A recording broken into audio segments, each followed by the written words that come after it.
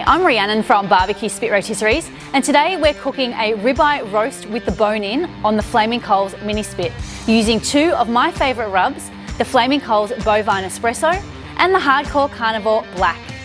So the first step is to remove all the excess fat.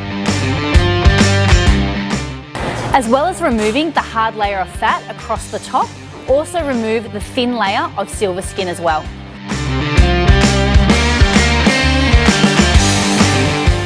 Once you've removed all the excess fat, it's time to apply the rub.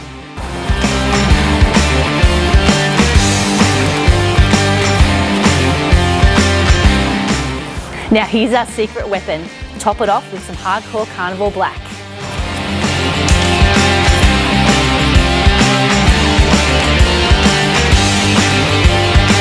Now we've got the meat prepped, it's time to get the charcoal lit.